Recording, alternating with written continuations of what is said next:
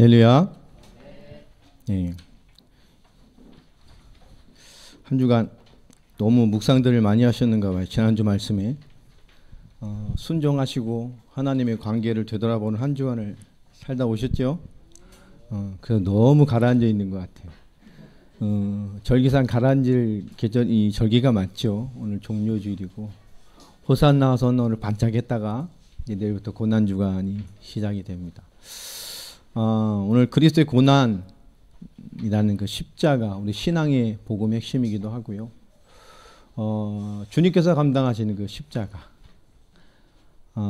그런데 하나님께서 그리스도께서 우리에게도 그 십자가를 명령하셨죠. 오늘 그리스도의 십자가에 대한 의미를 그리스도께서 지신 십자가 말고 주님이 우리에게 십자가를 다시 명령으로 주신 것이 있어요. 주님이 지신 십자가를 우리는 질 수 없습니다. 우리는 그리스도가 아니기 때문에 지어본들 아무 의미가 없죠. 근데 주님이 우리에게 십자가를 명령하셨어요. 그것이 무엇인지를 오늘 진정한 십자가의 의미를 좀 보는 시간이 되겠습니다. 아마 오늘 제가 목회일에 가장 긴 설교가 되지 않을까. 오늘 단단히 각오들 하시고요. 오늘 이 십자가 의미를 잘 깨달으셔 다음 주에 부활주일엔 진짜 일평생 부활로 살아갈 수 있는 사람들로 다 깨어났으면 좋겠습니다.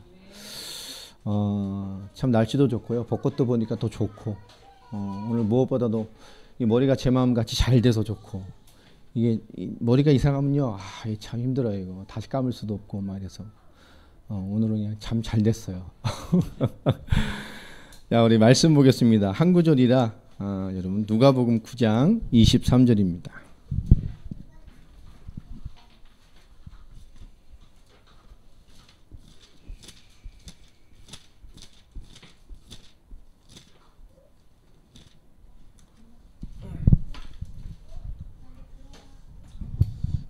천천히 말씀을 잘 집중하시면서 들으셨으면 좋겠습니다. 누가복음 9장 23절 찾으셨죠? 우리 같이 합독하겠습니다. 시작. 또 무리에게 이르시되 아무든지 나를 따라오려거든 자기를 부인하고 날마다 제 십자가를 지고 나를 따를 것이니라. 아멘. 우리 앞뒤 성대감 인사하십시다. 그리스도의 사랑으로 사랑합니다. 네, 사랑하죠? 네, 사랑합니까? 네, 사랑해야 됩니다. 오늘 이 십자가 영안들이 열리셔서 주변 옆에 이제 가로로 써인 것들이 보이죠. 영적 성수입니다. 오늘 제가 그 악보 하나씩 넣어놨죠. 우리가 잘 아는 아주 오래된 올드한 지금 찬양 젊은 사람 잘 안 부르는 아주 오래된 찬양입니다. 우리가 복음성가를 알고 있지만 사실 이거 옛날 인도 찬송가입니다. 인도에서 만든 찬송가. 인도의 전통 민요 같은 많이 알려진 거에 우리나라 옛날에 애국가 음악이 없었을 때 찬송가에서 그걸 붙여서 불렀잖아요. 천부여의지 없어서 거기다 우리 애국가를 붙여서 불렀잖아요. 우리 독립운동가들 그 불렀을 때 전부 그게 원래 애국가를 거기다 불렀었어요. 우리나라도. 근데 이것을 만든 사람은 이 썬다싱이라는 인도의 성자라고 불리는 사람이죠. 그 사람이 이것을 우리가 이렇게 불러지는 성가로 이렇게 알리게 된 사람입니다. 이 썬다싱은 인도의 성자라는 사람이고요. 영국 선교사를 통해서 복음을 받게 되고 나중에 정말 회심하게 되면서 그리스도를 위해 산 인도의 성자죠. 선교역사도 큰 획을 그은 사람이고 티베트 복음화를 참 많은 헌신을 하고 티베트의 복음의 열매가 많이 맺혀지는 가운데 있다가 1926년에 그 티베트에서 실종되어집니다. 아마 순교하셨겠죠.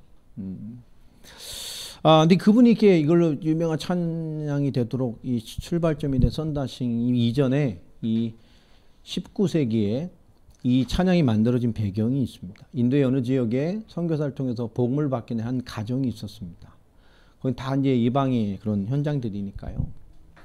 그분이 동네 사람들이 예수를 전하고 너무나 열정적으로 예수를 믿게 됐고 영향을 주기 시작을 하니까 그 예전에 19세기 이런 데는 천장이나 뭐 이런 사람들이 지휘권이 많잖아요. 부족장 같은 그런 위치에 되는 사람이 이 사람을 협박하기 시작을 했습니다. 그래서 말을 듣지 않으니까 온 사람들 다 광장에 모아놓고 이 사람의 가족들을 앞에 세워놓고 협박을 하게 되죠. 시근지.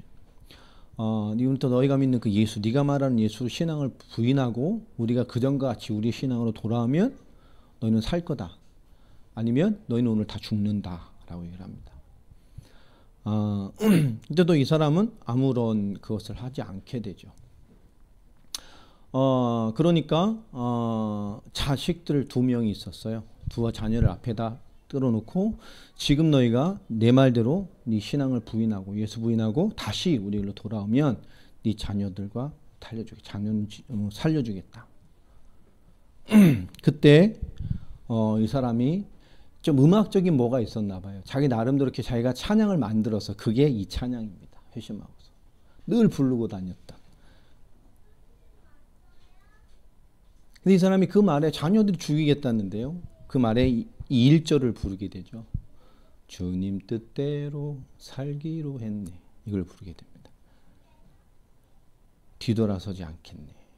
이 말이 끝나자마자, 이 찬양의 고백 끝나자마자 그 아내와 그 주인공이 보는 앞에서 자녀 둘은 비참하게 죽음을 당합니다. 그리고 또 협박을 합니다. 지금이라도 너네 둘 신앙에서 회심하고, 지들 말로 회심이죠. 예수 부인하고 돌아가라. 안 그러면 이제 네 아내를 죽이겠다. 그 말에 이 사람이 2절을 부릅니다. 이 세상 사람 날 몰라줘도, 이 세상 사람 날 몰라줘도 나는 뒤돌아서지 않겠네. 그 앞에서 아내를 비참하게 죽이죠. 이제 마지막 기회다. 네가 살 수 있는. 또 협박할 때 이 사람이 3절을 부르게 됩니다.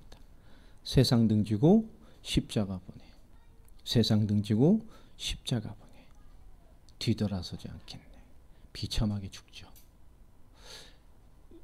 이 찬양의 원각자는 그분입니다. 근데 참 재밌는 것은 그날 이후에 이 촌장이 족장이 이 사람이 굉장히 시달리게 됩니다. 고민을 하게 되죠. 도대체 저들이 믿는 게 뭔데 저러지? 라고 하는 고민과 함께 있다가 오랜 시간이 지나 그가 복음을 받게 되고 회심을 하게 됩니다. 그가 회심한 그날 많은 주민들도 다 모아놓고요. 거기서 신앙 고백을 하게 되죠. 난 예수, 내가 믿게 된 예수. 그래서 그 지역이 인도의 많은 전도 역사의 획을 긋게 되는 지역이 되어집니다. 우리가 하나님의 역사 앞에 그런 고난이나 어려움이나 어떤 것들이, 그 피값들이 하나님의 많은 역사로 나타난 것들을, 많은 증거들을 보게 되죠. 선교의 피가 흘려진 만큼 많은 생명의 역사가, 더 많은 열매들이 일어난 것들이 우리 순교의 역사에 기록되어 있습니다. 그런데 오늘 십자가를 져야 된다라고 예수님께서 요구합니다. 진짜 나를 따라올 거야? 그럼 첫 번째, 너를 부인하고 너의 십자가를 지고. 근데 그 앞에 무서운 말이 들었죠. 가끔 짐은 질 수 있을 것 같은데 뭐라고 붙었어요? 날마다 나를 따라와라. 예수를 따른다. 예수님의 제자가 된다. 그 말에는 예수님의 제자는 자기 십자가를 지고 따라와야 된다라고 하는 정의를 내리신 겁니다. 누가복음 14장 27절에 보면 자기 십자가를 지고 예수를 따르지 않는 사람은 예수 제자가 되지 못한다라고 얘기를 하십니다. 그럼 누구까지가 예수님의 제자인가? 그렇다고 한다면 여러분도 제자죠? 우리 제자입니까? 갈랑말랑합니까? 였다가 아니었다가 인 것 같은데 아닌 것 같기도 하고, 정체성은 제자인데 실체는 아닌 것 같고 이럽니까? 마태복음 28장 19절에 너희 모든 족속에 가서 제자를 삼으라 라고 말합니다. 그 제자들이 모든 민족에게 가서 복음을 전했죠. 그들이 전한 복음을 받은 그 사람들도 결국 뭐가 된다는 얘기죠? 제자가 된다는 것입니다. 그래서 동방에서 가장 최빈국이었고 재앙의 나라였던 우리 한국도 그 복음이 들어오니 우리 한국에도 뭐가 생겼죠? 많은 제자들이 생겨났어요. 저와 여러분 아닙니까? 제자가 되려면 날마다 자기 십자가를 지고 날마다 예수님을 따라와야 된다라고 말합니다. 자기 부인, 자기 십자가를 진다. 이 무서운 두 마디의 말이 우리 참 어떻게 들리죠? 무겁고 부담스럽게 올 때가 많잖아요. 이 단어가 어떻게 느끼냐? 뭔가 희생해야 되고 감내해야 되고 할 것 같은 뭐 그런 그죠? 무한 서비스를 해야 될 것 같은 막 그런 느낌들이 들잖아요. 그런 사람들이 많아요. 그걸 대할 때마다. 그러다 보니까 어떻게 되죠? 나는 예수님 잘 믿는 것까지만 하고 제자까지는 되지 말아야 되겠다. 이렇게 생각할 수도 있어요. 나는 믿는 건 믿겠지만 제자까지는 왜 나를 부인하고 이 십자가를 날마다 지고 오라니까. 난 제자까지는 아니야. 좀 난 순종하다 가겠습니다. 이런 아주 그죠 무식한 성도들이 좀 있어요. 이 계산을 잘못한 거죠. 이런 착각을 해서 제자의 삶으로 도대체 들어오지 않으려고 하는 사람들이 참 많아요. 근데 예수님을 믿기만 하고 여러분 제자가 되지 않을 수 있을까요? 성경에 그런 게 가능할까요? 예수님도 무리가 있고 제자가 있었잖아. 무리도 따라다니고 제자도 있고. 근데 성경은 결국 그리스도의 십자가벌의 완성 이후의 신앙의 예수님의 말은 다릅니다. 예수님을 믿는 모든 사람은 예수님의 제자이고 또 제자가 되어야만 합니다. 제자됨을 하지 않을 수도 있다? 그런 개념은 없습니다. 예수 믿는 사람은 예수님의 제자고 또 제자가 되어야만 돼요. 왜냐? 예수 제자의 전조 조건이 두 가지잖아요. 자기 부인 그리고 어쩌다 한번 십자가를 지면 되는데 날마다 자기 십자가를 지고 따라오는 거예요. 이게 알겠는데 알듯 말듯 힘들단 말이에요. 자기 부인, 자기 십자가. 이 성도가 겪는 이 시대 고난들 참 많죠. 참 많아요. 재정적인 어려움, 오랜 어떤 투병, 고질병, 치매 있는 가족이 있거나 특별한 환경이 있거나 알코올 중독이나 중독 환자가 있거나 장애가 있거나 이런 뭔가 이렇게 이런 것에 대한 그런 거 있잖아요. 그런 내게 있는 독특한 뭔가를 잘 감내해야 되는 거. 그런 거 많이 있잖아요. 기는. 근데 이런 성도에 있는 많은 고난들 자체가 십자가를 지는 것이다라고 말하지 않습니다. 성경은. 그걸 말하지 않아요. 아닌데? 아닙니다. 이상한 남편을 만났다. 근데 십자가다. 아닙니다. 성경은 그걸 말하지 않아요. 그 고난 자체가 십자가를 지는 것이라고 말하지 않습니다. 이상한 와이프를 만났다.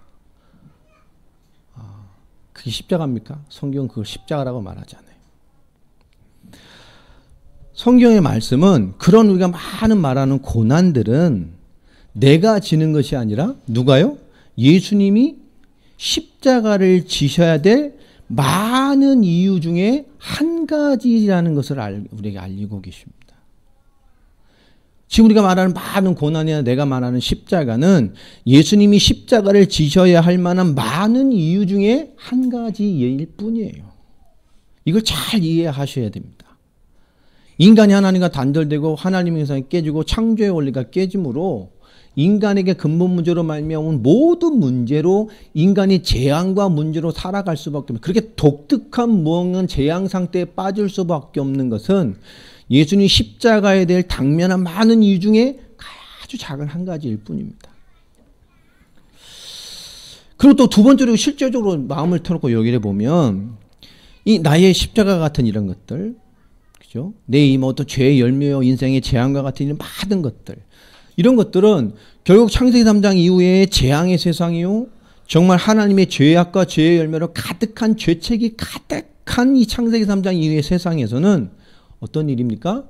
비교적 흔한 일입니다. 여러분이 십자가로 생각하는 그 일이.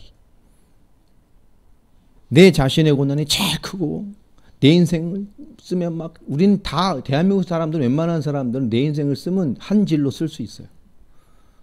나도 한 250건 쓸 수 있어. 네.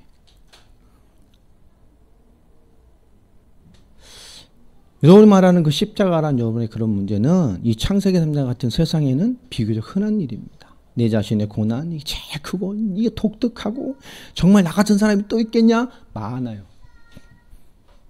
겁나게 많아요. 세상 안에. 여러분 세상을 보고요. 세상 주변을 잘 보세요. 힘든 사람들 참 많아요. 요즘 세상을 보면 요즘 세상은 마치 이런 세상 같아요. 누가 더 힘든지 경쟁하는 시대 같아요. 내가 더 힘들어요. 내가 제일 힘들어요. 내가 제일 힘들어요. 아니야 자식아 나야 막 이러는 것 같아요. 여러분 개인의 고난을 보면 이 고난의 이유도 여러 가지가 있잖아요. 인류의 죄성, 죄로 말미암아 아니면 나의 죄 때문에 온 고난들도 있습니다. 근데 이런 것들은 자기 십자가를 지는 범위에 들어갈까요? 이건 안 들어가겠죠. 이런 죄 때문에 온 것들은.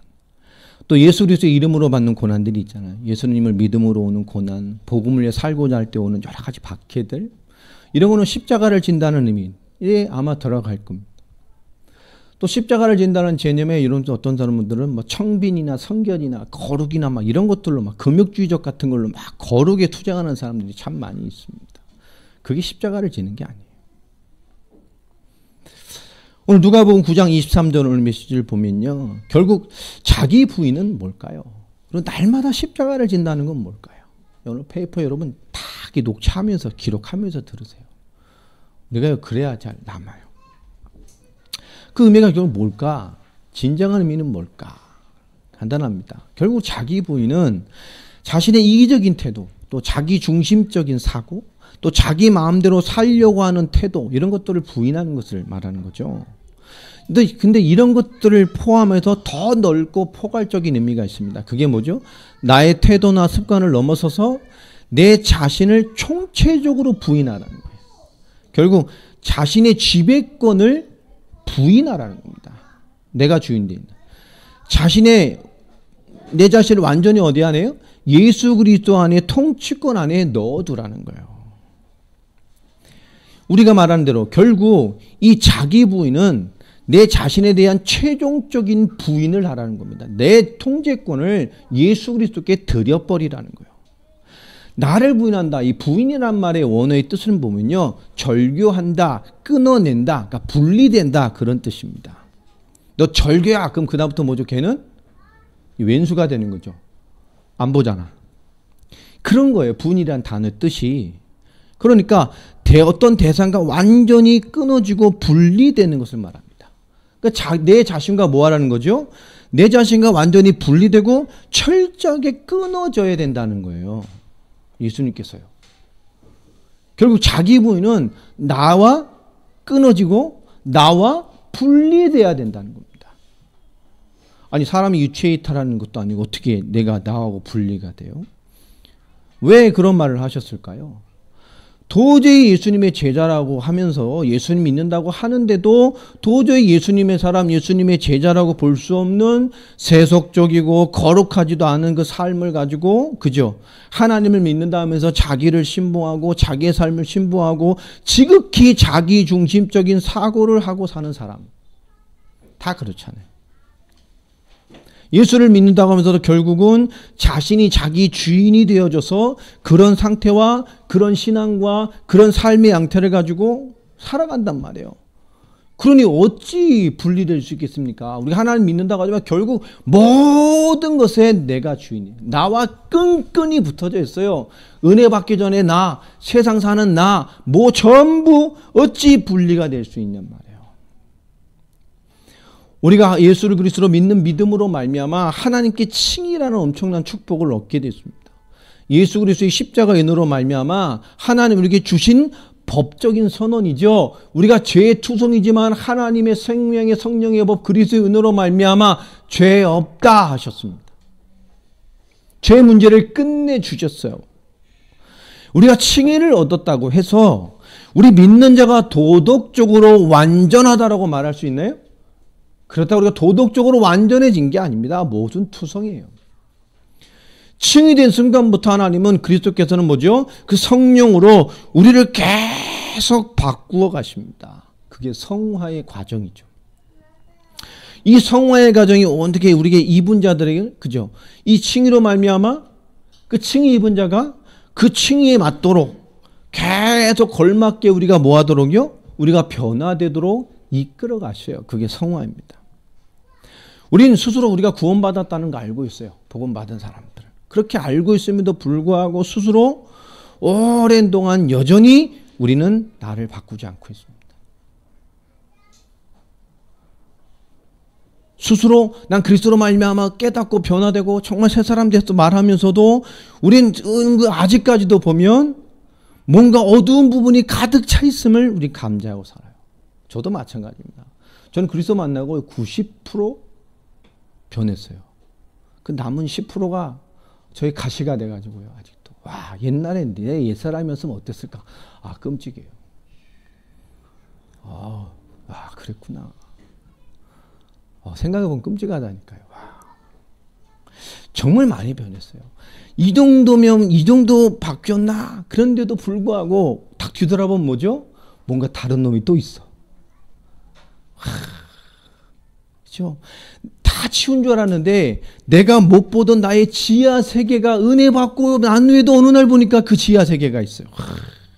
오늘 나의 지하 1층을 발견해서 싹 친 거 끝났구나 봤더니 밑에 또 있어. 지하 2층.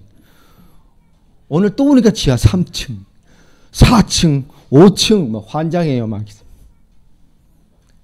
이게요 안 없어요. 뭐가 있어요. 여러분 자기를 부인하고 나와 끊어진다. 나와 분리된다. 과거에나 그리스도 이전에나 내가 나의 주인 된 나. 내 인생의 주인 된 나. 사람에게는 많은 상처 같은 것들이 있습니다. 저도 있어요. 일단 제가 평상시에 가장 많이 드러나는 건 전 시끄러운 거 싫어합니다. 목소리 크고 막 말 많고 이런 거 싫어요. 그러니까 저 지하철 타고 가다가도 어느 날 중국 사람들 막 왜 이렇게 하잖아요. 그럼 계속 쳐다봐 눈 마주치면 이래. 계속 쳐다봐요 볼 때까지. 그럼 지도끼리 하다 보고 내고. 그럼 조용히 봤죠. 우리 아들하고 간만에 점심 먹으려고 식당 갔는데요. 어떤 50대 좀 중반쯤 된 둘이서 그 돈가스 집에서 그 돈가스 집 분위기는 좀 거룩하잖아요. 막 떠들기는 분위기는 아니잖아요. 거기서 둘이 막 싸우는 거예요. 목소리 내면서. 봐! 아직 술 안 깼어! 막 이러면서 막. 우리 바로 옆에서. 나중에 조용히 하라고. 밥 먹는 시간이 시끄럽게 좀 뭐 하는 거냐고. 조용히 해. 조용히. 네. 그래. 기분 나빴나 봐요. 주문해놓고 돈만 계산하고 나가버리더라고 둘 다. 뒷좌석에 있던 어떤 아줌마하고 딸내미 밥 먹다가 저를 쳐다보더니 조용히 먹더라. 있어요 저는. 왜냐 제가 딸 7에 아들 하나 집에 태어났잖아요. 여자들 시끄러워요. 제가 7째입니다. 누나 6이로. 시끄러워요. 싫습니다. 전시 여자들. 아주 시끄러워요. 우리 예준이랑 와이프도 처음 와서 그랬잖아요. 우리 다 개별 방송국에 6, 7개가 있어. 각자 떠들어. 저는 싫어요 그런 거. 집에서 말도 잘 안 합니다. 상처인가 봐요. 시끄러우면 싫어요. 식당 가서도 막 아줌마들 막 시끄러우면 그죠 막 창세기 감정이 올라와. 그죠 막 아마겟돈 같은 마지막 전쟁이 막 올라. 입을 막 다물어주고 싶고 막 이래요. 있어요. 아직까지 내가 누군가를 용서하지 못하는 거, 언어가 아직도 곱지 못한 거, 믿는 자의 성품이 묻어나지 않는 그런 삶이나 언어나 그런 것들, 꼰대짓 하는 거, 성적인 문제에 빠져 있는 거, 분노 조절이 안 되는 거, 술에 빠져 있는 거, 쾌락 속에 있는 거, 이런 모습은 자기가 자신을 봐도 크리스찬 우리 자신을 봐도 그죠? 참 실망스러운 그리스도인의 모습입니다. 그래서 이런 것들은 죄죠. 이게 죄예요. 죄인데 그러나 이런 것들은 그죠? 근데 이런 것들의 근원이 따로 있단 말이에요. 죄인데 따로 있어요. 그 근원을 캐내지 않고서는 이런 죄들은 절대 없어지지 않습니다. 우리가 어떤 근원이 잘못되었기 때문에 이런 죄들이 어떤 외부로 계속 표출이 되는 거예요. 이런 현상에 집중해가지고요. 그런 현상으로 드러나는 것만 치유하고 회복하려고 도전해보는 사람들이 많은데요. 대부분 경우 다 실패합니다. 왜 그럴까요? 우린 근원을 치유해야 돼요. 예수님 믿으면서도 늘 같은 실패를 반복하는 것은 근본적인 문제가 우리에게 있기 때문에 그런 겁니다. 많은 죄를 드러낼 수밖에 없는, 생산해낼 수밖에 없는 근본적인 문제점이 우리 안에 있기 때문에 그래요. 그게 뭐겠습니까? 나의 주인이 아직도 누구기 때문에요? 나이기 때문에. 나의 주인은 아직도 나. 나의 주인은 아직도 나. 이런 문제인 거죠. 주님 우리를 만나 주셨잖아요. 우리는 주님 인격적으로 예수님을 만났습니다. 주님이. 우리가 만난 게 아니라 주님이 오신 거죠. 만나서 오신 거니까. 엄밀히 말하면. 우리는 예수님 만나기 노력한 적이 없어요. 그렇죠? 주님이 오신 거니까. 근데 우리가 예수님을 인격적으로 만나기 전에는 우리가 어떤 존재였죠? 나를 위한 나로 살았어요. 이제 그리스도로 말미암아 교회의 일원이 되고 구원받아 하나님의 자녀가 되는 기독인 크리스찬들은 이제 어떻게 되죠? 나를 위한 나에서 어떻게 바뀌어야 됩니까? 예? 어떻게 바뀌어야 돼요?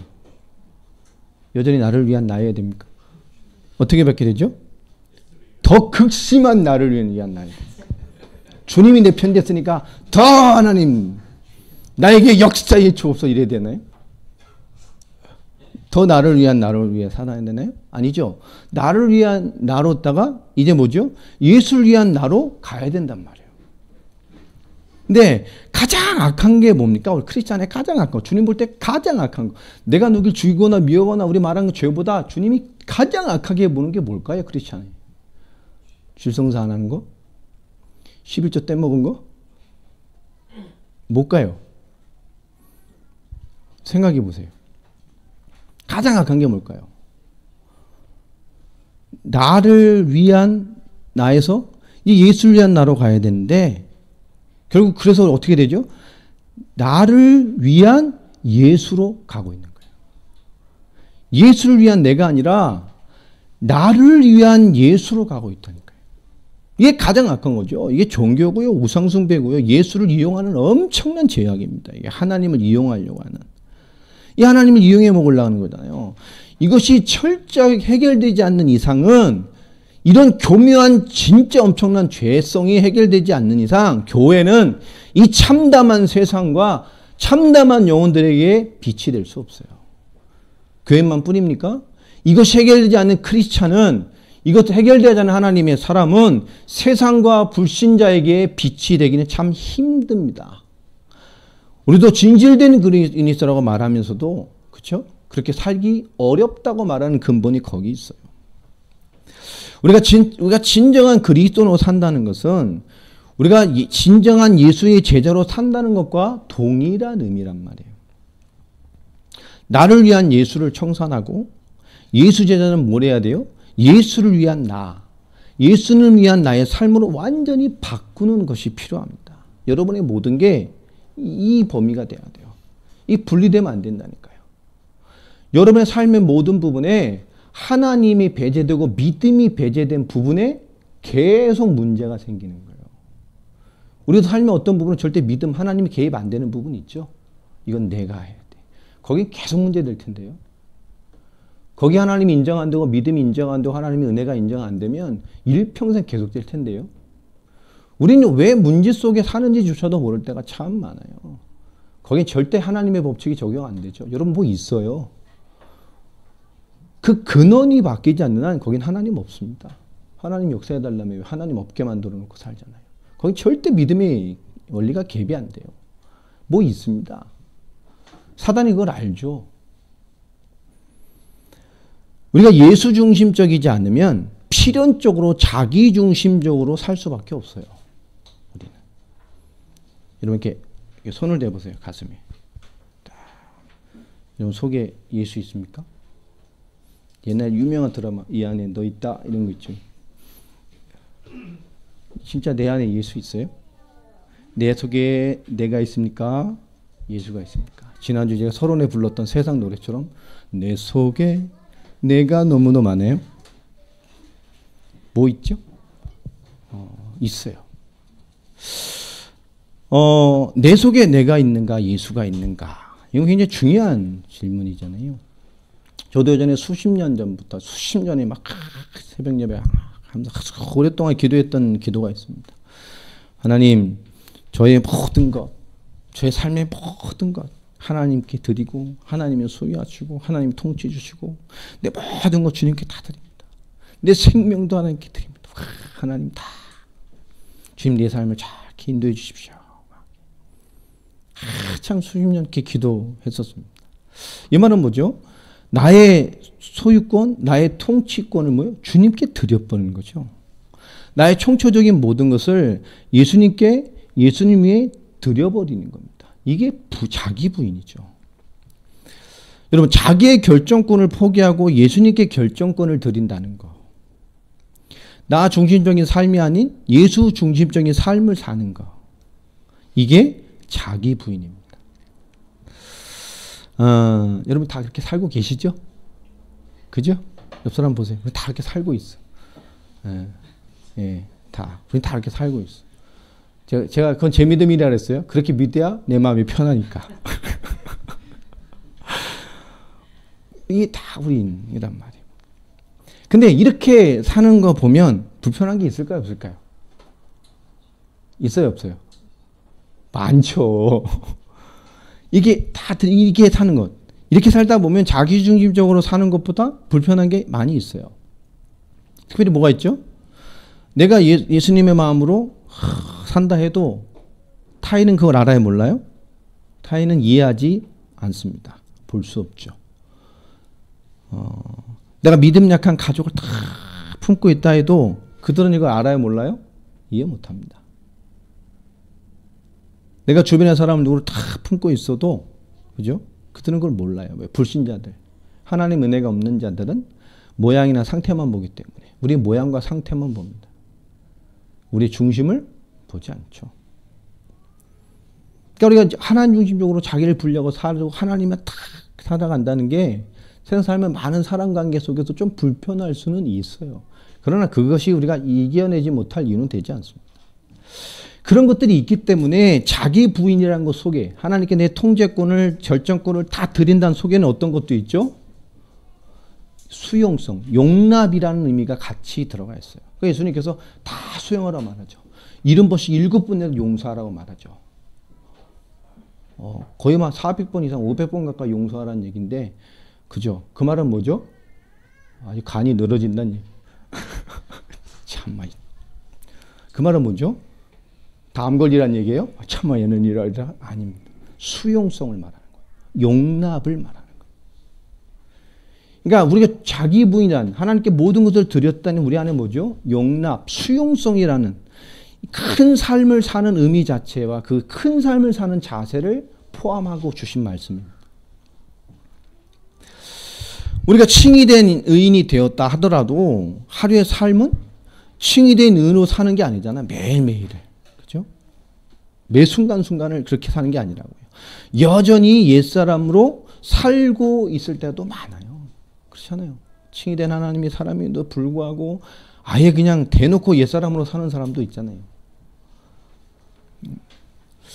그러니까 우리가 정말 예수 그리스도의 복음 받아서 하나님의 생명을 얻은 사람이 맞다면 우리가 정말 대놓고 막 옛사람으로 막 살아가도 또 살아가든 말든 하나님의 칭의는 절대로 파괴되지 않습니다. 뭐 그건 사실이니까. 하나님 은혜를 주신 거니까. 정말 구원받은 사람이다. 그런데 그렇게 하나님의 칭의를 얻고도 옛사람으로 이렇게 막 살아가게 되면 어떻게 될까요? 칭의를 얻어놓고도 그 칭의라는 것을 무색하게 만드는 삶을 계속 살게 되면 어떤 게 남죠? 기쁘지 않은 상태가 돼요. 내 자신도 별반 기쁘지 않아요. 그런 꼬락서니를 보면. 그런데 하나님도 기쁘시지 않아요.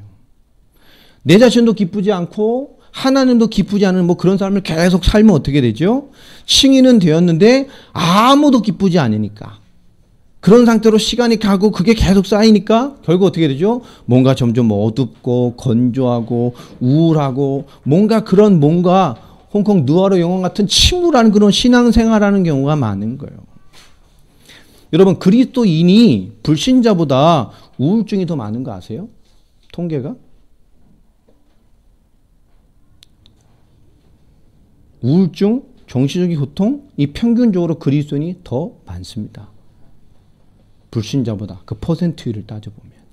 숫자로 하면 불신자가 훨씬 많겠죠. 근데 비교해 봤을 때, 퍼센트율을 봤을 때. 뭔가 내게는 우울감, 뭐 정신적인 거, 건조함, 뭐 뭔가가 있는데요. 믿음 없어 보일까 말하지 않고 있는 거죠. 이렇게 들킬까 봐. 11계명 들키지 마라.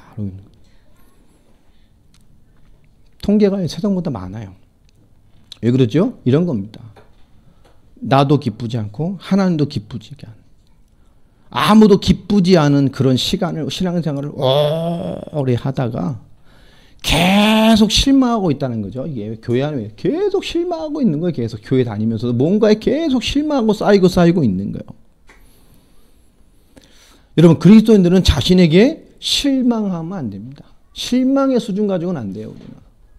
우리는 뭐 해야 되죠? 우리 그리스도인은 실망이 아닙니다. 절망을 느껴야 돼요. 여러분, 절망하시기 바랍니다. 실망 말고 여러분 절망해야 돼요.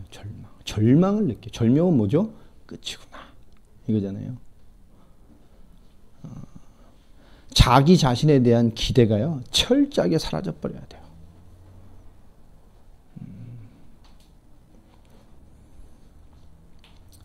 우리 자신은요, 내 자신을 구원할 수도 없고 변화시킬 수 있는 아무 능력도 힘도 없는 존재들입니다. 우리가 그게 될까요? 아닙니다. 그럼 우리가 어떻게 개선하고 우리를 어떻게 수정할 수 있겠습니까? 돼야 되잖아요. 치유되고 회복되잖아요. 근데 성경은 그렇게 말하지 않죠. 성경은 인간은 개선하고 수정할 수가 없다라고 말하죠.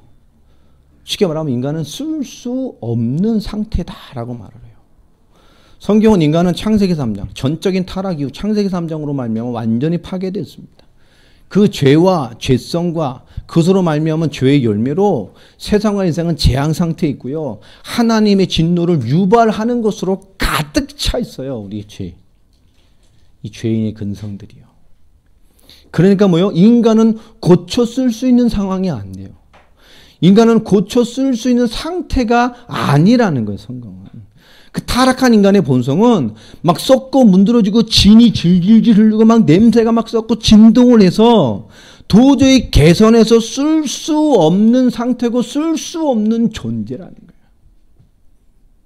막 개선불능의 존재. 그래서 답이 하나밖에 없어요. 자기 부인을 해라 그러는 거예요. 예수님께서. 개선해요? 수정해요? 불가능한 존재라니까요. 그 창세기 3년 죄에 얻어맞고 난 그 상태가 하나님의 은혜와 칭의가 아니라고 빼고 본다면 도저히 개선도 쓸 수 없는, 썩고 문드러지고 냄새가 풀풀 나고 썩은 진물이 질질 흘려내서 도무지 고치고 개선하고 쓸 수 없는 그런 존재예요. 개선불능의 존재란 말이에요. 그러니까 하나님 말하는 겁니다. 네 자신을 부인해라 하는 거예요. 나와 끊어지고 나하고 분리되라. 그런 인간의 옛나 나와 끊어지라는 거예요. 이게요 중요한 얘기입니다. 자기 부인. 나와 끊어져야 돼요. 누가복음 9장 22절 23절에 분명 그 말씀을 하시는 거잖아요. 예수님은 나는 십자가에 죽고 그리고 다시 살아날 거다. 그렇게 말씀하시면서 23절에 무슨 말씀을 하셨죠? 내가 십자가에 죽은 것처럼 너희들도 죽어야 돼. 이게 자기 부인이야. 우리는 고쳐 쓸 수 없는 존재이기 때문에 아예 나를 부인하는 것밖에 답이 없어요. 아예 과거의 나의 삶, 내 상태, 그거 뭐예요? 분리돼 버려야 돼요. 떠나 버려야 돼요. 끊어져 버려야 돼요. 그것밖에 답이 없어요. 맞습니까? 그리고 말씀하시는 말씀이죠. 진짜 너희가 살고 싶다면 내가 십자가에 죽은 것 같이 너희도 죽었다가 다시 살아나는 것밖에 답이 없어 라고 하는 말씀입니다.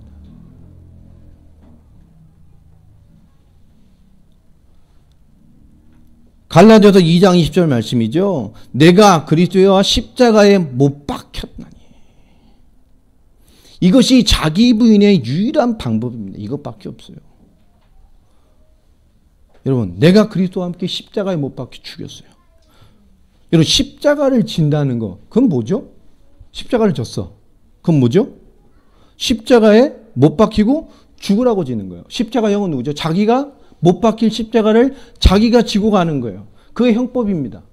누가 십자가 졌어? 그럼 뭐 하는 거죠? 그 십자가에 내가 박혀서 죽으라는 거예요. 십자가에 죽을 사람이라는 얘기입니다. 너희가 너희와 끊어지고 분리돼서 자기 부인해서 어디요? 날마다 죽으라는 거예요. 십자가에 지고 가라는 거예요. 십자가에 못 박혔다는 거죠. 나는 그리스도와 함께 십자가에 못 박혔어요. 이사야서 53장 5절 말씀이죠. 그가 찔림은 우리의 허물 때문이요 그가 상함은 우리의 죄악 때문이라. 그가 징계를 받음으로 우리가 평화를 누리고 그가 채찍에 맞음으로 우리가 나음을 받았도다. 아멘입니까? 이 말이 무엇이죠? 우리가 그리스도의 은혜를 믿는다는 것은 그리스도의 자기 부인, 이 그리스도인의 자기 부인에서부터 시작되는 거예요. 이 그리스도의 놀라운 사역에 내가 한 것이 있어요? 내가 동참해서 뭐 이렇게 보태드린 게 있습니까? 이 그리스도의 사역이 놀라운 그리스도의 사역에 우리 인간의 것은 단 한 가 0.000000001%도 들어간 게 없어요. 하나님의 전적인 은혜입니다. 우리가 할 수 있는 게 없어요. 나의 죄와 나의 모든 것을 위해서 예수 그리스도께서 십자가에 못 박히시고 거기서 죽으셨어요. 아멘입니까? 아멘이죠. 나의 모든 것을 위해 십자가에 박히시고 십자가에서 죽으셔서 우리의 모든 문제를 끝내셨어요. 아멘입니까? 내가 죽은 게 아니잖아요. 맞아요? 그분이 끝내셨잖아요. 그분이 십자가에 달려 죽으셨는데 그것이 누구예요? 나도 함께 죽은 것 같다는 거예요. 이게 무슨 말일까요? 여러분 복음을 생각하셔야 돼요. 내가 죽은 게 아니라니까. 2000년 전에 그분이 나와 뭔 상관에서 난 팔팔 살아있는데 그분이 십자가에 죽으심으로 뭐 됐어요? 그때 그 은혜로 그 죽으심이 지금 뭐요? 나도 함께 십자가에 못 박혀 죽은 것 같다는 거예요. 그때 우리 그리스도와 함께 십자가에 죽었어요. 아멘입니까? 죄에 대하여, 하나님 떠남에 대하여, 사단의 역사에 대하여, 죄에 대하여 하나님 없으므로 내가 주인이여 사는 모든 것에 대해 주님이 뭐예요? 죽으심으로 같이 죽어버렸어요. 그런데 죄성을 보세요. 죄인의 인간을 보세요. 죄성에 가득한 그리스도를 보세요. 이 갈라디아 2장 20절도 보면서도요. 자기 중심으로 자기가 주인된 그리스도인의 눈으로 본단 말이에요. 갈라디아 2장 20절도 이 그리스도만 쏙 빼고 놓고 봐요. 어떻게 보죠? 그걸 이렇게 생각합니다. 내가 어떻게 죽지? 내가 어떻게 죽? 내가 어디 죽? 내 성격을 죽여야 되나? 내가 어떻게 죽지? 어떻게 죽을래요? 뭘 죽일 겁니까 나를? 내가 어떻게 죽지? 이러고 앉아 있어요.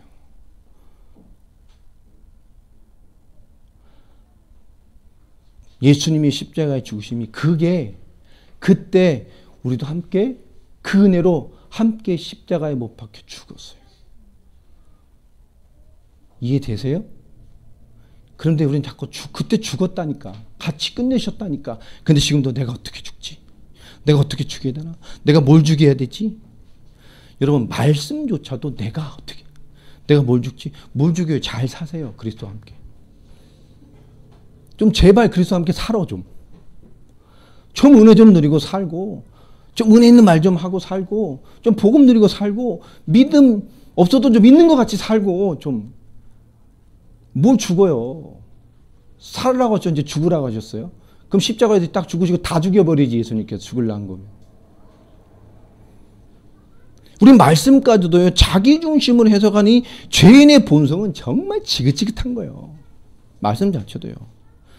여러분 이건 막 내 의지대로 조절할 수 있는 건가요?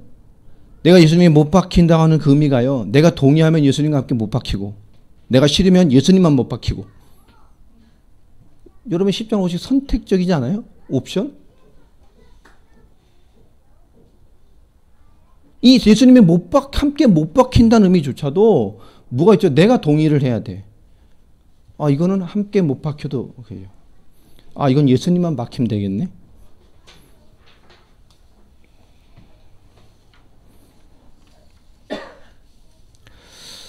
여러분, 나는 그리스도와 함께 십자가에 못 박혔습니다. 여기 있는데 주님과 함께 못 박혔다니까.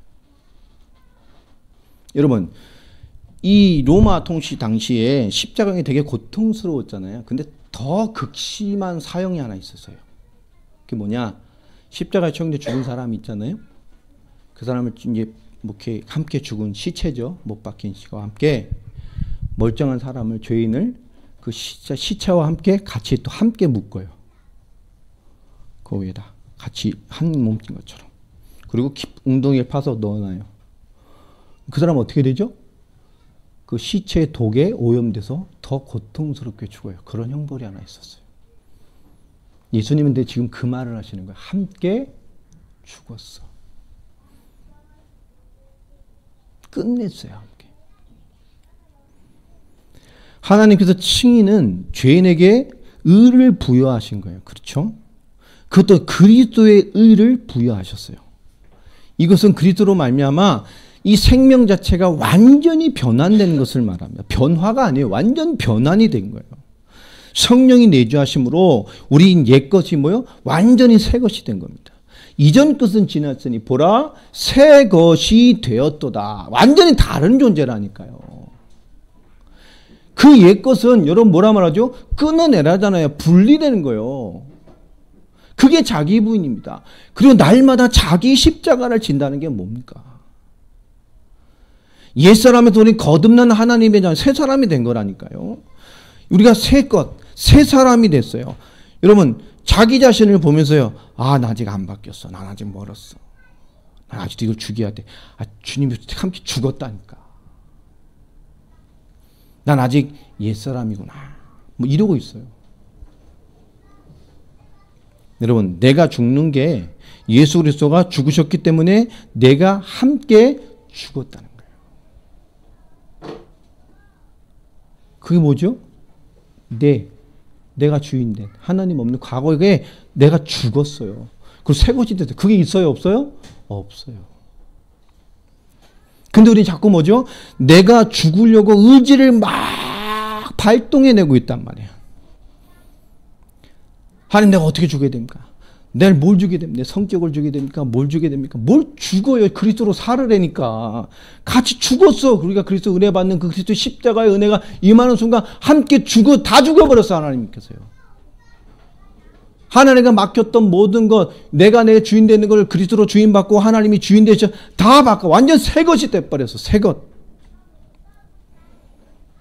그런데요, 내가 죽으려고 내 의지를 발동하는 말이에요. 그런 게 아니란 말이에요.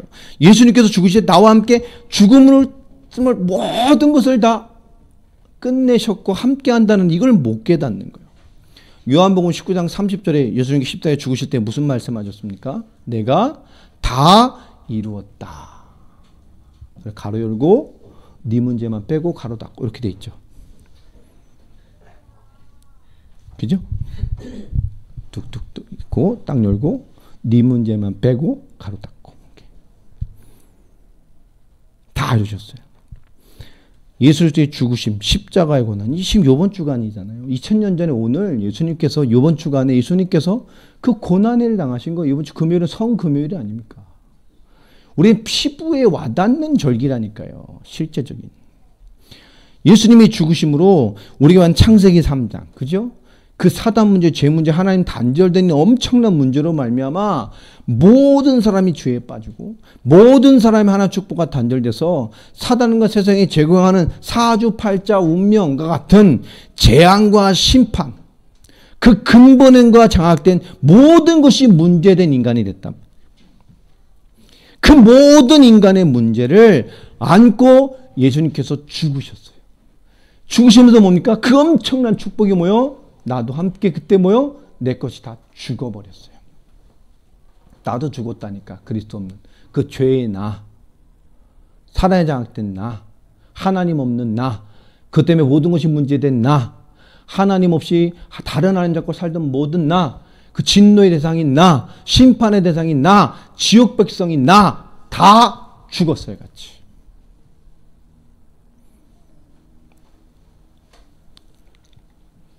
그 은혜로 내 안에 그리스도와 연합이 된 겁니다. 우리가 그리스도로 죽고 그리스도로 사는 거예요. 할렐루야. 여러분 자꾸 뭘 죽어요. 뭘 죽어. 내 성격이 죽여야 되는데 죽이지 말고 성격을 고쳐요. 뭘 죽여 죽이기는. 고쳐요. 와, 내 이놈의 기질이 이걸 죽여야 되는데 죽이지 말고 고쳐요. 뭘 보여야 죽이지. 그렇잖아요. 뭘 보여야 해결을 하지. 안 된다니까. 그리스도를 누리면 돼요.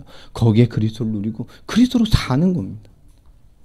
로마서 6장 5절로 6절 말씀에 여러분 한번 읽어보세요.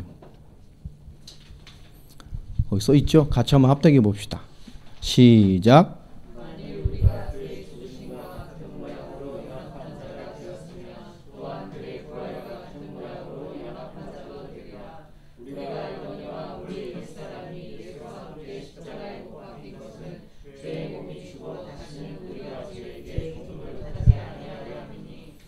아멘. 여러분 참 멋있는 말이잖아요. 우리 옛사람이 십자가에 못 박히는 방법, 하나님이 결정한 이 놀라운 구원 성취의 방법, 이거 쉽게 말하면 뭐죠? 우리가 할 수 있는 방법은 없다는 겁니다. 그분만. 여러분 죄인이 이제 내가 이제 좀 죽어야지 이렇게 하고 스스로 이렇게 못 박히고 죽을 수 있어요? 이번 주간에 이제 필리핀 가면 그런 거 하죠. 필리핀 어느 가면 토족 샤머님하고 천주교가 이렇게 섞여가지고 예수 고난 축제 같은 거 하잖아요. 그 지역에 마을에 가면. 그 실제 막 십자가 자기가 지고 와가지고 옆에서 십자가 진짜 못 박잖아요. 사람이 못 박고 막 쇠에다 막 손꼽 같은 막 달아가지고 쇠 채찍 만들 자기 몸을 막 찍어서 막 피 질질을 그게 예수님의 고난에 동참한 것 같은 막 그런 축제를 벌이잖아요. 그래야 뭐 신앙이 좋은 거. 진짜 못 박잖아요. 그 자원하는 사람들은 실제로 지가 십자 들고 와서 그런 미련한 짓을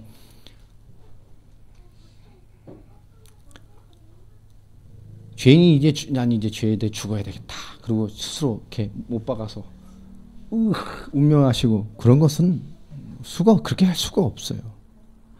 예수님께서 다 하시고 그리스도께서 죽고 그리스도께서 사시는 겁니다. 우리의 모든 것은 우리의 구원과 우리의 삶의 인도와 성화와 모든 것도 마찬가지입니다. 내가 오늘 그리스도답게 사느냐 못 사는 자체도 그리스도의 은혜와 하나님의 역사가 내게 있느냐 없느냐 그분이 아시는 거죠. 내가 내 주인 돼 있고 내가 나의 하나님 돼 있고 내가 옛사람과 있어서 도무지 나와 분리되어 있지 않기 때문에 그런데 십자가를 날마다 지지 하지 않죠. 십자가를 진다는 게 뭡니까? 그분이 십자가에서 다 죽였어요. 나도 그때 내 모든 죽을 사망의 모든 것들이 그 은혜가 임한 순간에 나도 똑같이 모여 죽었어요. 나는 이제 뭡니까? 그리스도로 사는 겁니다. 자기 십자가를 지고 따라라. 예수님께서 다 하셨어요. 죽으시고 부활하시고 죽어야지. 이제 절대 이러지 마세요. 죽어야지. 이러지 마세요. 이제 고쳐야지. 이래. 절대 그런 말. 내가 죽어야지. 이제 사세요. 좀 멋있게. 내가 어떻게 죽을까? 내게 못된 습성 어떻게 죽일까? 이런 고민하지 마세요. 그 못된 성질 하나님도 해결이 안 돼요. 그 천성이잖아. 하늘이 줬어. 천성. 하늘이 준 성격이잖아요. 그냥 그리스도 누리고 살면 돼요. 이런 바울의 말처럼 갈라디아 2장 20절에 내 안에 그리스도께서 사시는 것이다. 나는 내 옛날 나는 그리스도와 함께 십자가에서 주님이 같이 죽었어. 난 지금 뭐죠? 내 안에 그리스도께서 사시는 것이다. 내 안에 누가 살아요? 내가 안 살아. 누가 살아요? 그리스도. 고린도전서 3장 16절. 성령이 내 안에. 이번에 누가 살아요? 그리스도가 사시는 거예요. 그리스도께서 하시고 내 안에서 그리스도 사시는 거예요. 이미 죽었는데 이미 끝냈는데 계속 죽여달라고 하니까 그죠? 막 하나님께서 이걸 까먹으면 안 돼. 잘 이해하셔야 돼요. 왜냐? 이 자기 부인, 자기 분리는 예수님 십자가에서 하신 겁니다.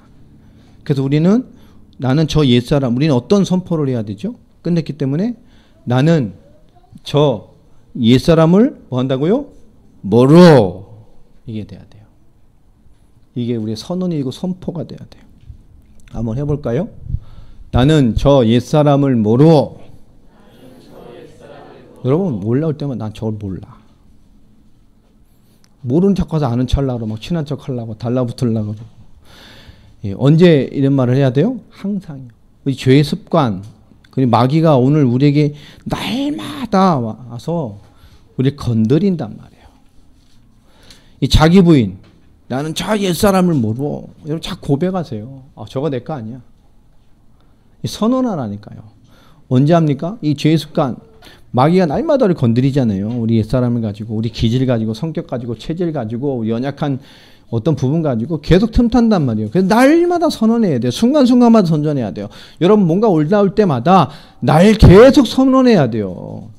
이걸 선언하지 않고 이것을 보지 못하고 영적으로 냉정히 보지 않으면, 게을리하면 그 하루는 자기도 모르게 예수님을 부인하고 사는 삶을 살게 돼요. 여러분 정말 날마다 선포하세요. 날마다 자기를 부인하고 자기 십자가를 지는 예수님을 따르는 삶을 살아가면 그걸 뭐예요? 성화가 되었다라는 거예요. 구원을 이루어간다, 성경에서 말하는 것처럼. 이렇게 되는 거죠. 자기 부인, 자기 십자가를 진다는 것은 여러분 잘 생각하셔야 됩니다. 우리 목회자들도 마찬가지예요. 교회나 선교의 특별한 사명을 받아갔다, 받는다, 감당한다, 뭐 이런 거 아닙니다. 하기 싫은 일인데 교회나 하나님이 시키니 억지로 잘 감당해내야지 막 이거 아닙니다. 자기를 부인하고 십자가를 진다는 건 그런 얘기가 아니에요. 내게는 많은 고난과 같은 많은 주어진 환경, 그 십자가, 그게 십자가 말하지 않습니다. 그건 말하지 않아요. 남들은 겪지 않았을 고난을 겪으며 살아간다 뭐 이런 거 아닙니다. 이런 말하는 거 아니에요. 자기 부인하라니까 막 병적으로 막 자기 비하를 하는 사람 있잖아요. 난 죄인이고 막 난 같은, 그렇죠? 난 날마다 막 내가 날마다 이런 사람 있잖아요. 저희 어머니가 약간 한 거동기가 30% 계셨어. 100% 신앙이 30%. 그러니까 기도만 하면 울어. 왜 울어 좀? 왜 울어 맨날. 기도인데 왜 울어? 주님 은혜 주신데. 주님 내가 하도 어머니 오시길래 평상시에 죄를 좀 짓지 말고 사세요. 내가. 그러면 좀 기쁘지. 왜 맨날 뭐 밤을 이렇게 기도하면서 맨날. 제 어머니가 이렇게 하나님 바라보는 그런 마음이고, 전도도 참 많이 하시고요. 교회에서 막 전도상 타고 막 그런 분들 참 애기같이 믿으셨어요. 제가 얘기했잖아요. 식기도를 완전 정식기도 같이 하신다고. 아주 독특한 신앙의 패턴을 가지신. 근데 그런 거 아닙니다. 순교자적인 막 강박관념 이런 거 있어서도 안 돼요. 내가 참아야지. 막 내가 감내야지. 은혜 못 누리고 계속 이러면 암 걸려. 우울증 온다고. 성격 이상해지고 소심해지고 할 말도 못 하고. 우리 크리스찬은 착해야 되는 게 아니에요. 합리적이어야 되는 거예요. 왜 크리스찬이 착해야 돼요? 불교는 안 착해도 돼요? 불신이 안 착해야 됩니까? 성경에서 말하는 착하는 게 그 착함인가요? 아닙니다. 그 착함은 그 착함을 말하는 게 아니에요. 윤리도덕적으로. 그러니까 크리스찬은 착하지도 않은데 착한 척하니까 현장 가도 다 이용당하잖아요. 그렇잖아요. 크리스찬도 성질 더러운 놈이 있다. 여러분이 보여줘야 돼. 건들지 말아요. 합리적이 되네요. 크리스찬. 딱 봐도 이거 올바르네? 이거죠. 착한 게 아니에요. 참아주고 견뎌내고 아닙니다. 틀린 건 틀렸다고 말해줘야지. 그러잖아요. 그건 아닌 것 같은데 얘기해줘야지. 그런 거 아닙니다. 순교자적인 막 강박관념 이런 거 있어서 안 돼요. 크리스찬은 자유로워야 돼요. 합리적이어야 돼요. 그래야 막힘이 없죠. 불신자하고도 돼야 되고, 그죠? 그게 누구라도 얘기할 수 있죠. 이게 얼마나 우리에게 많은 것들을 가져다 좀 좁게 만드냐 말이에요, 스스로.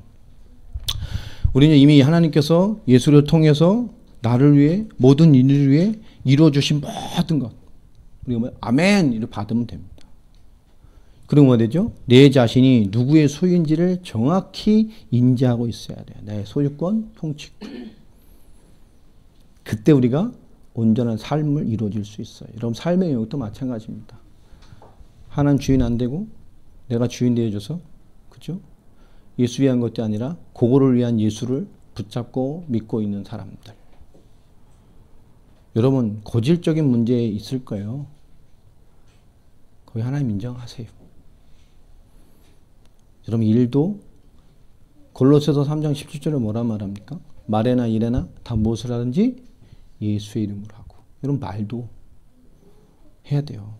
포럼도 다 바꾸세요. 여러분한테. 아는데 나는 세상은 뭐. 그 말이 뭐죠? 이런, 그죠? 이건 참 무서운 말이잖아요. 그건 맞는데 이런 포럼 하면 안 돼요. 자꾸. 그 영적인 병이에요. 그거. 그죠? 난 실상은 뭐 세상이 그러면 그렇게 살아야 됩니까? 하나님이 법이 그건데 세상이 그러면 그거 덮어두고 하나님 거 내려놓고 세상 법 지키고 살아야 돼요? 여러분 하나님이 그걸 뭐라는지 아세요? 이런 불신앙 덩어리 이래요. 하나님. 그런 불신앙 덩어리를 벗어버려야 돼요. 그 말은 뭐죠? 안 하겠다는 거잖아요. 포럼은 멋있게 하지만 그 말은 결국 뭐죠? 안 하겠다는 거잖아요. 하나님 말을 맞추면 내 입장이 이러니까 안 해. 내 주인이거든. 내 환경이라니까 안 하겠다는 거잖아요. 하나님 그걸 그렇게 말한다는 게 야 이 불신앙 덩어리야. 여러분 굉장히 참 무서운 거예요. 나는 나의 것이 아니고 예수 그리스도의 통치를 받는 예수 그리스도의 것입니다. 아멘입니까? 그 십자가가 그걸 요구하는 거예요. 여러분 그것 되시기 바랍니다. 예수님이 십자가 고난 우리는 동참할 수 없어요. 할 수 있어요? 없어요. 2000년 전으로 갈 수도 없고 우리는 전으로 할 수도 없어. 그건 그리스도만이 하실 수 있는 거예요. 예수님이 우리에게 무슨 십자가를 요구하셨어요? 자기를 부인하고 날마다 자기의 십자가를 지고 오라 그랬어요. 그걸 잘 이해하셔야 됩니다. 그렇잖아요. 여러분 우리 고린도전서 15장 31절 한번 찾아보고 마지막으로 마치도록 하겠습니다.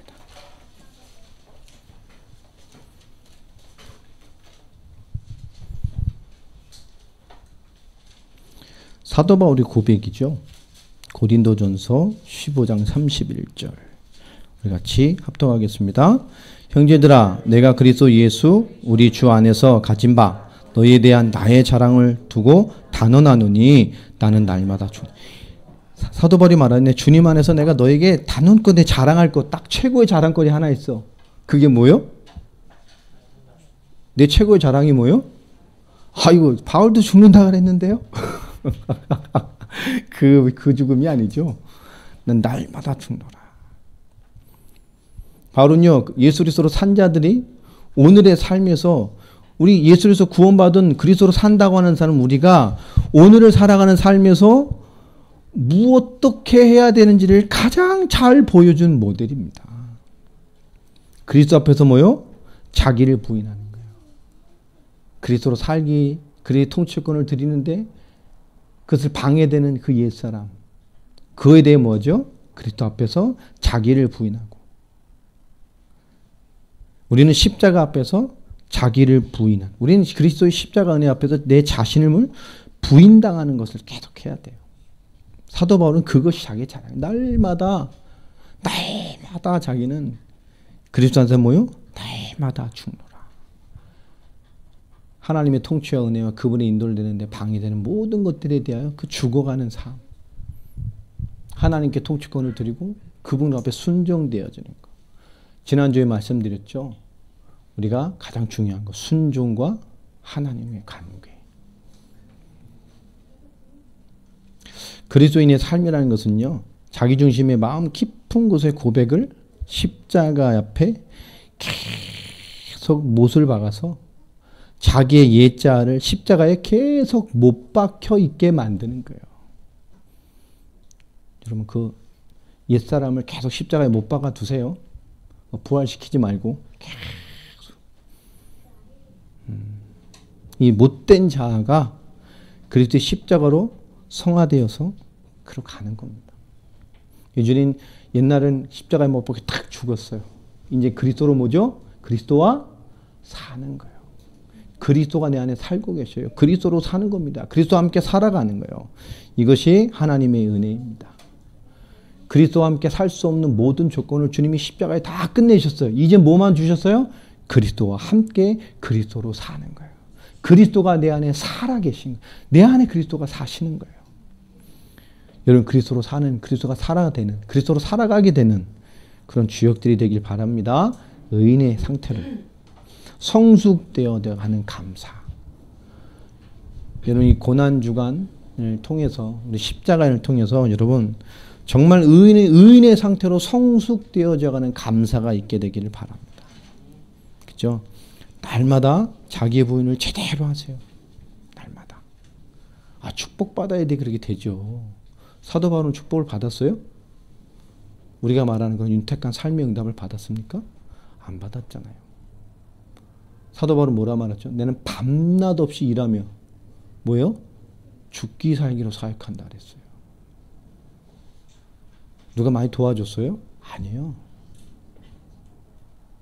그때 당시에 뭐 전화가 있습니까? 뭐 소지통이 있습니까? 어디가 있는 줄 알아요. 가정에 뭐가 있는 줄 알아요. 밤낮 없이 일하며 복음을 위해 일하며 살아갔어요. 좀 힘들면 어때요? 주를 위해 살아가는 것이지.